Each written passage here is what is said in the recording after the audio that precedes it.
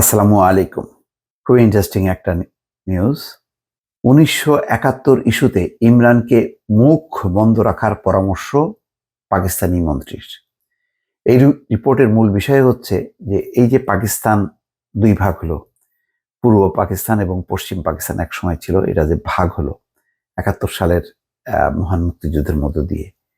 তো এই যে পাকিস্তানের এই বিভক্তি, নিঃসন্দেহে পাকিস্তানের যে সামগ্রিক শক্তি, তার যেই সমৃদ্ধি অর্জন এবং একটা শক্তিধর দেশ হিসেবে তার এই অঞ্চলে যে একটা অবস্থান, সেটা ক্ষুণ্ণ হয়েছে একভাবে পাকিস্তান যেটা মনে করছে। অর্থাৎ পশ্চিম পাকিস্তান দুর্বল হয়েছে আর এই অঞ্চলও তো দুর্বল হয়েছে, ভারতের জন্য সুবিধা হয়েছে, এটা একটা রাজনীতিতে আলোচনা আছে। এর দায় দায়িত্ব কার, সেই বিষয়টি ইমরান খান তুলে ধরছেন এবং বলছেন যে এর দায় দায়িত্ব নির্ধারণ করতে হবে। তো সেই ব্যাপারে একটা বিব্রত হচ্ছে ক্ষমতাসীনরা। তো সেই কারণেই পাকিস্তানের মন্ত্রী বলছেন যে ইমরান খান যাতে এই ইস্যুতে কথা না বলে।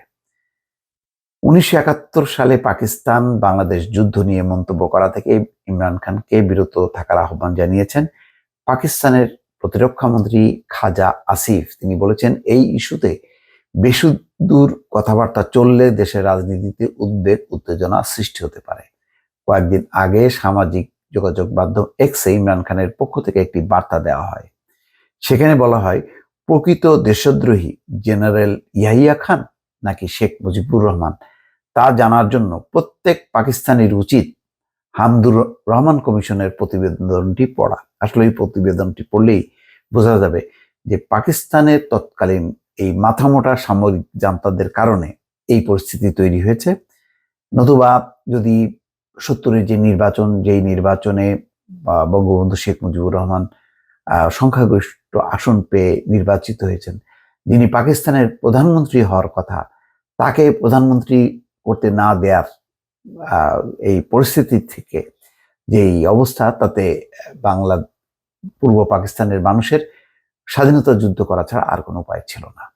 কেননা তারা বাংলাদেশের যে এই অঞ্চলের মানুষের যে রাজনৈতিক স্বীকৃতি, সেটা ওই পশ্চিমা সামরিক চক্র তারা মেনে নিতে পারেনি। ফলে তারা এই অঞ্চলে মানুষের বিরুদ্ধে যুদ্ধ শুরু করে। তার থেকে মুক্তিযুদ্ধ বা স্বাধীনতা সংগ্রাম।